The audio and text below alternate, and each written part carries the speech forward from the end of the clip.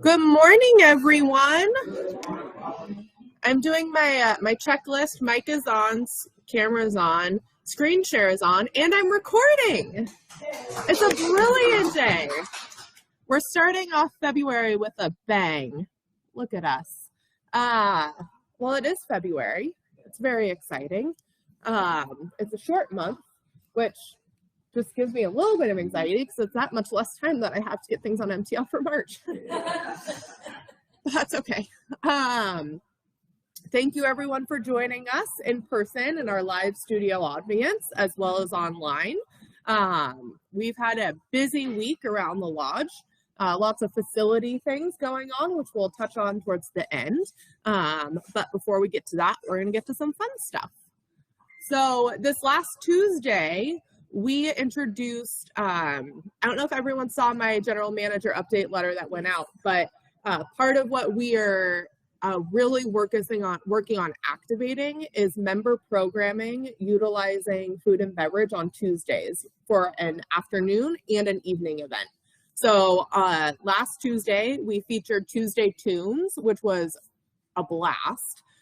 We had 35 members come out, which was a huge win because we had it posted for a week, which was great. But we had it set up in the grand living room. We had a local musician who recently moved back to Tahale from Hawaii named Corey, and he was recommended by a member to me. And so I had reached out to him to see if he'd be interested in coming, and he said, yes, of course. And he was great. He played covers, he took requests from members. I think I had 4 or 5 different members ask him to play specific songs, and he did. For me, selfishly, he was a pleasure to work with. Sometimes musicians can be not the easiest people to coordinate with, but he was great. So we'll definitely be bringing Corey back. Our culinary team put together, we had it from 3 to 5, so it was a light bite. We did some small roasted vegetable and then roll-ups and then a turkey roll-up as well.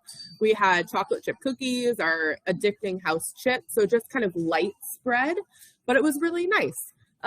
Some feedback that we heard from members was wishing it was later in the day. And so we're always learning and growing and improving. It's part of our core values. And so for the next one we do, I was talking with Dino, and I think we're going to do it for like a dessert. So do like a 7 to 9.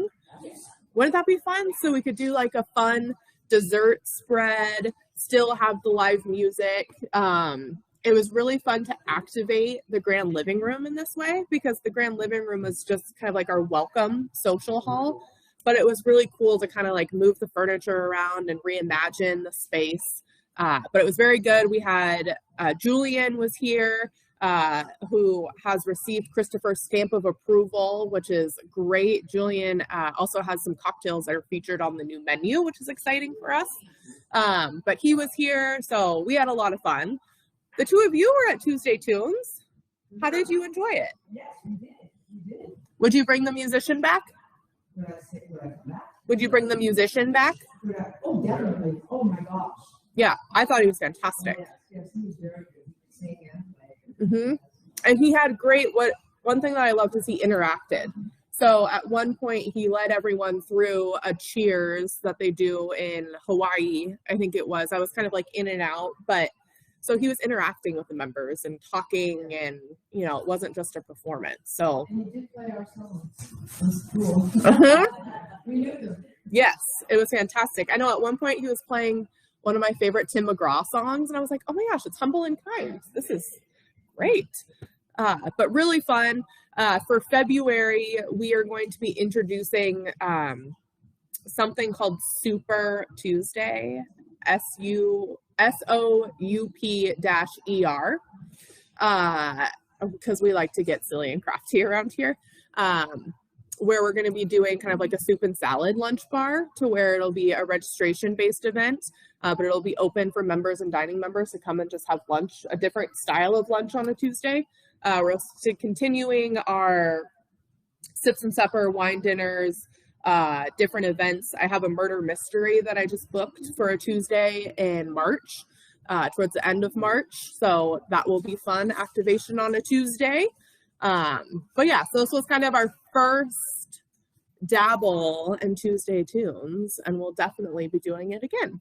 So thank you for everyone who came and supported, and we're looking forward to our next one.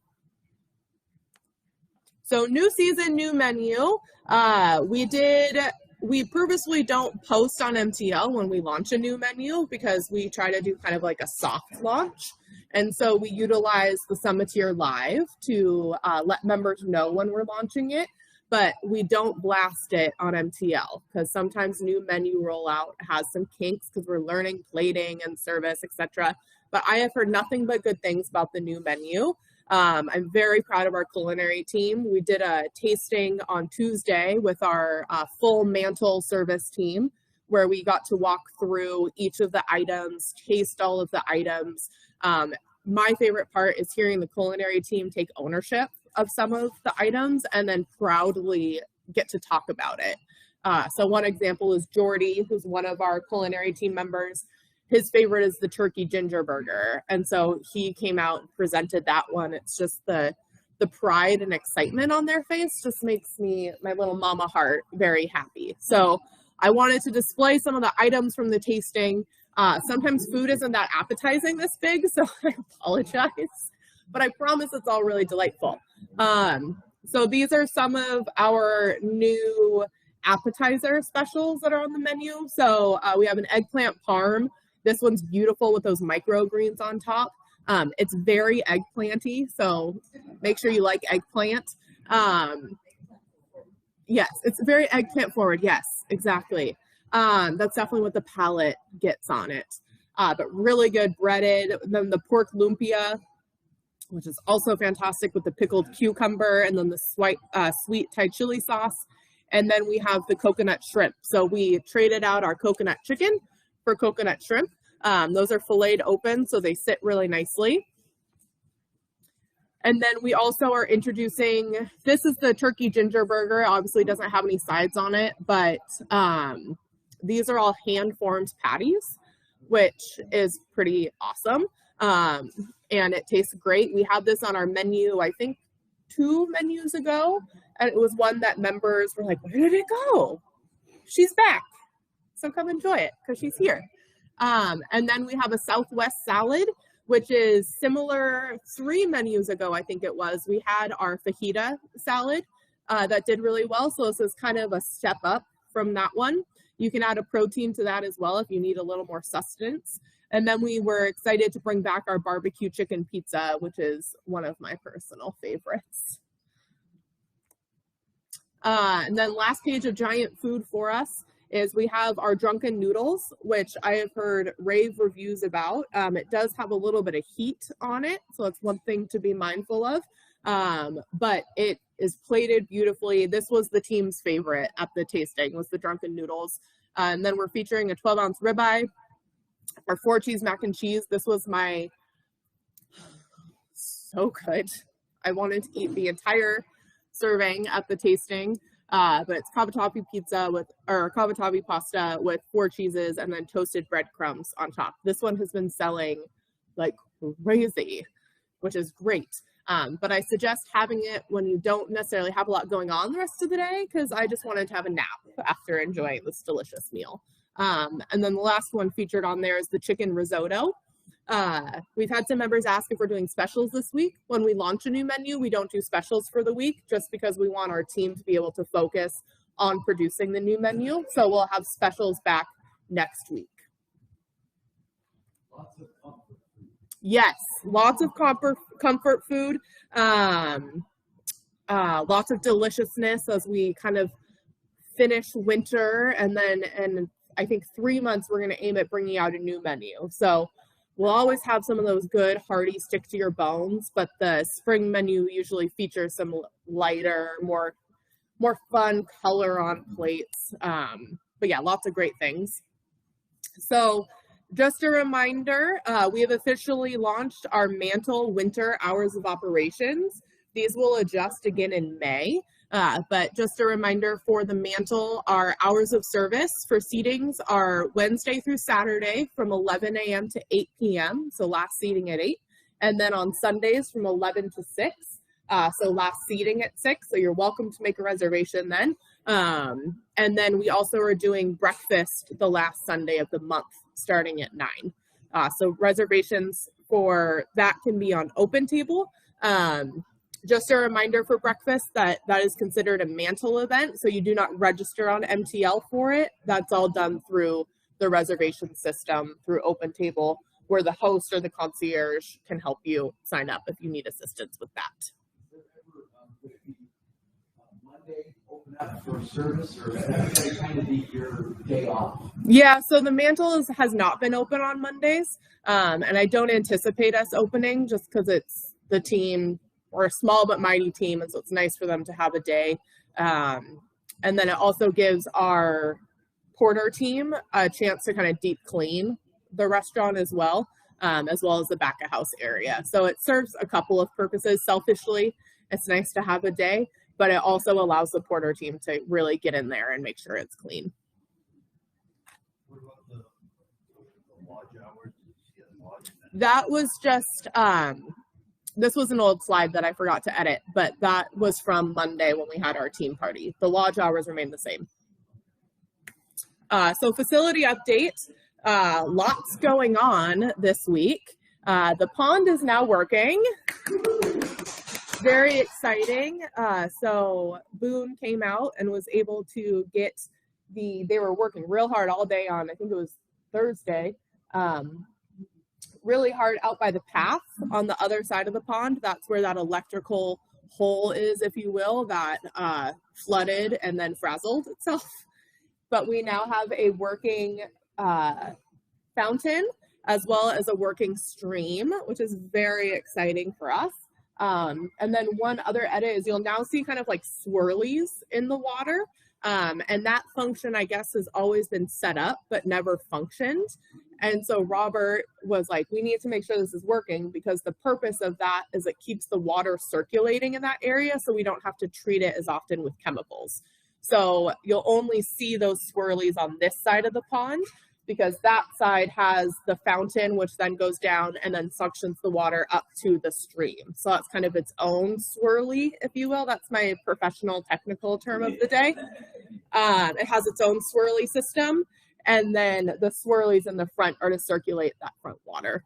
But Robert was really excited about that. He called me and he was like, you have to go outside. It's moving again. It's been a long time coming. So very excited about that.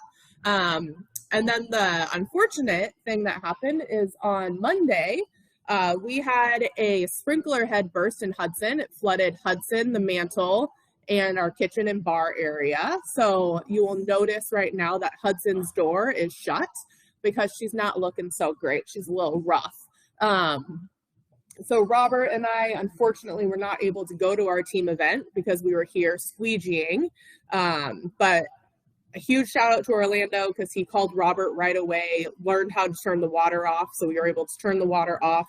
But it was, I have a video of it. It was like raining in Hudson, which is really unfortunate. But on the plus side, Robert and I have put the pool floor up and squeegeed it so many times that we got that water out real quick, because we are pros at squeegeeing. So that was good. And then we had a company come out that evening once we got all of the water out, set up dehumidifiers, put fans in there to dry out the wood that's in there, is also the carpet. They took our couches and our drapes to be deep cleaned because those all got very saturated. And unfortunately, the water that came out was rusty water, so it wasn't even like just like a quick clean. So those are currently with the company being taken care of. And then we were able to get our wooden tables out and dried quickly enough so they didn't have any damage, which is great. Our chairs are metal, so we got those cleaned off very quickly. No damage there. We're waiting. We have a drywall guy here today. So he is currently cutting out the ceiling and then the side wall to get all of the insulation, all of that yuckiness out and repaired. He's the same gentleman who did our drywall in our guest bathroom here. He's fantastic. I was joking, but I'm going to keep punching holes in things because I want him here all the time. He's just a great human. Highly suggest him. And then we have painters coming out once the drywall is complete, because it did stain the ceiling as well as the walls. And then, of course, when we have the drywall going, we'll need to repaint. So we have a couple of events that are scheduled in Hudson's this week. Tuesday, we have our cooking demo. If drywall is not complete, we will be pivoting that and setting up an expedition kitchen in the mantle. So the show will go on. It will just go on in a different room. And then we are 99% sure we will be able to open Hudson's on Wednesday, which means that the National Pizza Day cooking demo will go as planned. If by any chance something runs amok, we will reschedule the pizza demo for a later time, but we will honor everyone's tickets. But as of right now, we are still planning to have that event in Hudson on Thursday as scheduled. And then with Valentine's coming up, we are seating in Hudson. And so that is going to be our deciding factor, because I think I'm going to wait to paint until after the holiday. Because no one wants to be eating a beautiful dinner with paint fumes. We don't want paint forward food. So we're gonna probably wait to paint until after Valentine's Day is complete.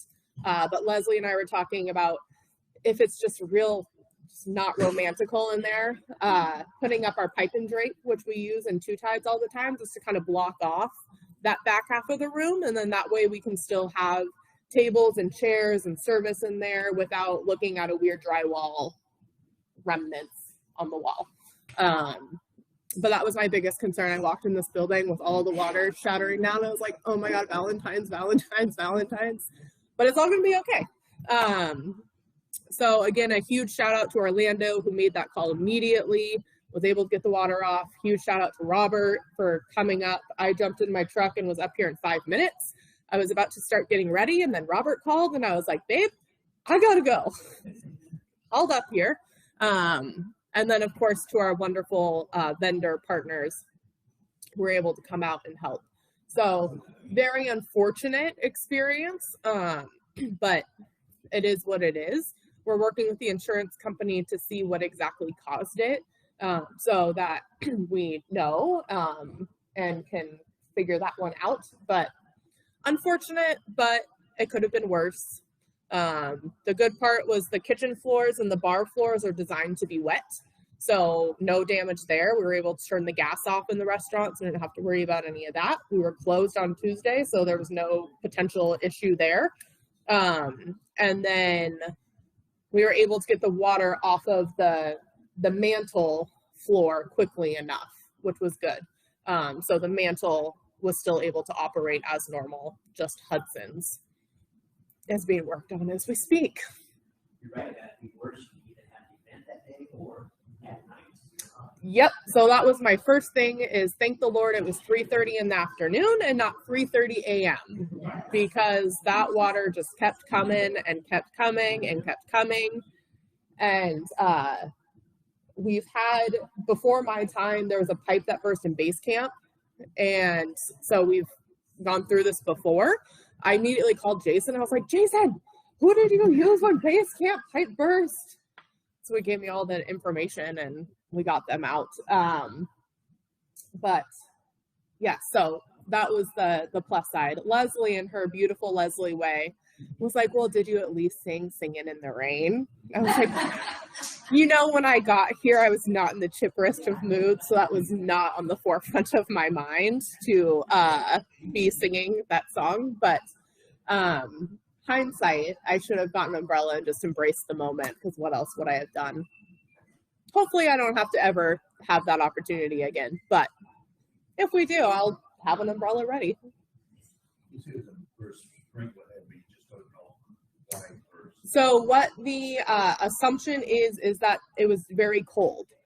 And so what the assumption is that water froze and then thawed, and then the pressure from that process burst.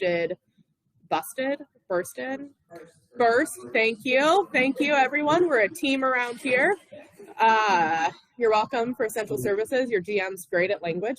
But burst the sprinkler head. They're like these little white covers. It doesn't look like a traditional sprinkler. And so it shot it out, and then the water came. And then while the gentleman was here fixing the sprinkler head, we started to hear 2 other ones starting to kind of like hiss. And so then he was able to go over to those ones and get that handled and taken care of. And in the process, I learned that in flow, where we keep our beer, that's where the valve is. And then there's on the other side of that wall, there is a spigot. And so when you turn it on, a whole lot of water comes out. So that was a fun learning thing for me as well. It was great. It was a week of learning for me. I did learn a lot. Yeah, well, and then I was like, well, there has to be something else, because there's no way that every time it gets this cold, we have to maybe wonder if this is going to happen. So that's the assumption, is that's why it happened, but we'll see. But yes, that was also my general update. So does anyone have any questions? The area out on the other side of the pond, you said it got flooded. That was the reason why the pond wasn't operational. Mm-hmm. Were you able to figure out if that got fixed to the point where it won't get flooded again? Yes, sir. So what we did, there's a giant, we call it the hole. There's a giant hole that has the electrical unit and the pumps. And so what happened is, I think, when was that? October, November? Sometime in the fall, we had a huge rainstorm, and it flooded that area, and the pump failed, and then the water level got up and frazzled the electrical. And so as part of the process with fixing the electrical is we have installed a beacon that, if God forbid that happens again, it will light and make noise. So it's kind of like a septic system alarm, to where it will notify us like, hey, something's not working right. So if you guys ever see that, call my cell phone. But we all know Robert's fantastic. So that was his idea, was to put that beacon out there so that if anything like that ever happens again, we have kind of a backup system. But that is why the creek was not running and the waterfall was not running, because the circulation wasn't going. The swirlies. Mm-hmm. Yes, Ron. Just want to make the announcement, in case you didn't see it, we're collecting eyeglasses in the lobby the week of the 14th. So bring your eyeglasses, your cheaters, or your unopened or contact lenses, drop them off, and so avoid good cuts. For those at home, the reminder was that at the concierge desk, there is a collection box for used eyeglasses, readers, and unopened contacts that the Trilogy Serves is collecting, and the box will be there through the 14th. Thanks, Ron.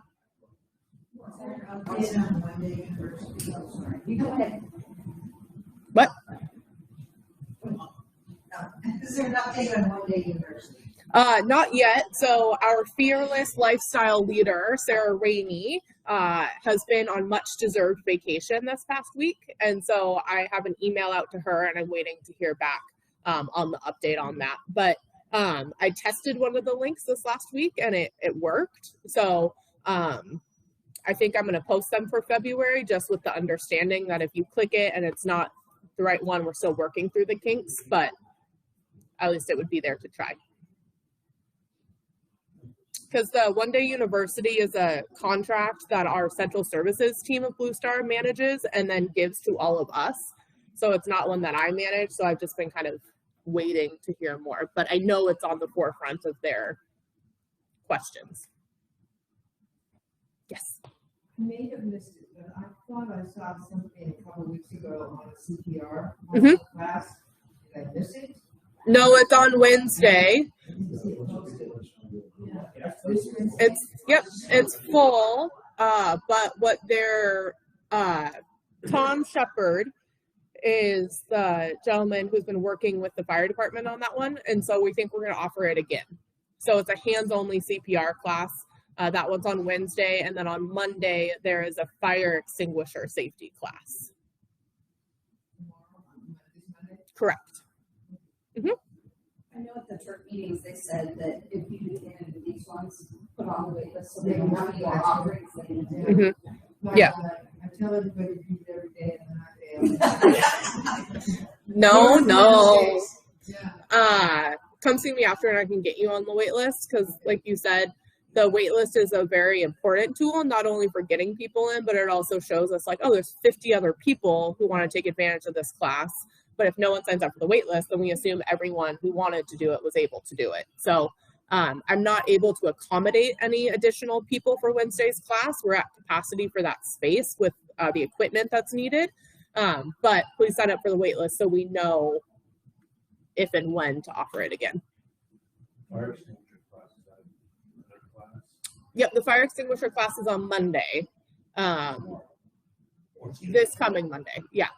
I was like, today? No, 2 days from now. 2 sleeps from now. We will be fire extinguisher class in this room. I'm not sure off the top of my head. No, they actually have a one that they use for training so it doesn't blow foam everywhere.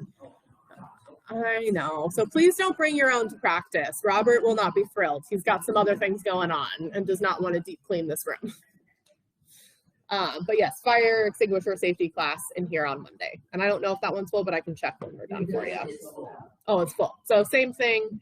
Wait list, please, so that we know. Yeah, because that room's just empty, waiting for things, Carl. Yeah. So we're all groundhogs then? Yes. Let's just 1 minute. All groundhogs were found. The two great things about it is the first one is one of the members found a groundhog and asked Chris to take a picture of him. And in the background of his picture is another groundhog that member did not see. So Chris came running back to the office and he was like, you guys will never guess what just happened. He said he was trying so hard not to just like giggle because that would have given it away. But one of the groundhogs was sitting on top of the ledge on the stone fireplace. Leslie hid that one, so for her it was hidden in plain sight because we're tall, but it was not hidden in plain sight for other individuals.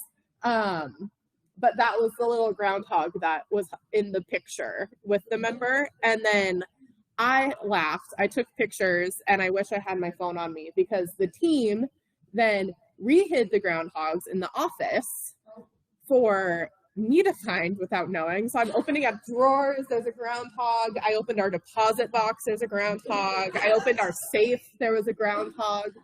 But it's a really fun example of like, it seems so silly, but the members were out there like, the fitness people were like, what are they doing in the bushes? It's like, they're looking for the groundhogs. Do you read MTL? Come on. And then for our team too, to like have this joy of then re-hiding them to be found was just fantastic. And I'm leaving one in the deposit box because his little pointy nose sticks out. They're those little build-a-boxes, you know? And so his little pointy nose sticks out, and so he's always watching. So he's staying there until we have to take it to storage. Yes, Les. Going back to the university. Yes. There was a tremendous catalog, so to speak, of wonderful programs that you've done in the past. Mm-hmm. Is there any place to access them? For example, I was not in town when the Summiteer played physical theater. I'd love to see it. Mm-hmm. But how does one access that? So Access any of the older programs? it's a licensing thing. So you can email me and I can ask them if I can have permissions to share it. And so I think Ron, I may have done it for you, but there's been other people who have missed them. And then sometimes, I think it probably has to do with the professor. Sometimes they're able to send it to me and say, yes, please share across the board or give it to whoever's requesting it. Or other times they say, I'm sorry, I can't give you that one. So if you email me, I can ask them. Okay. Is there also a list or a catalog, so to speak, of the back shows that they've done so we can maybe choose more than just one? On MTL, if you search One Day University, it will, and then click on news, it will show all of the ones that I've scheduled for each month. And another fun thing that I learned is MTL, the search button, because I don't know if you've ever searched for something and gotten things that are completely unrelated, and you're like, I'm searching for groundhog, why are you showing me two tides? I learned that it functions, this is probably a duh for a lot of people, but it functions the same as Google. So if you don't put your search in quotes, it's going to search for things that are similar based off of the last, I think, 2 or 3 letters of the word. So if you're looking for something specific like Groundhog Day, put it in quotes. Otherwise, MTL is going to assume you maybe whoopsie mistyped something, and it trying to be helpful is then giving us way too much information that we don't really need at that moment. So if you're searching for something specific like One Day University, use those quotes around it, and it will only give you things that truly say One Day University on it. I forgot I was going to make that one of my slides because they were talking about that when I was in Arizona. I was like, duh, I need to tell everyone that because that's a very helpful hint. Any other questions? Announcements? No? Good. Well, thank you everyone for joining us. We'll have a good day, and we'll see everyone next Saturday.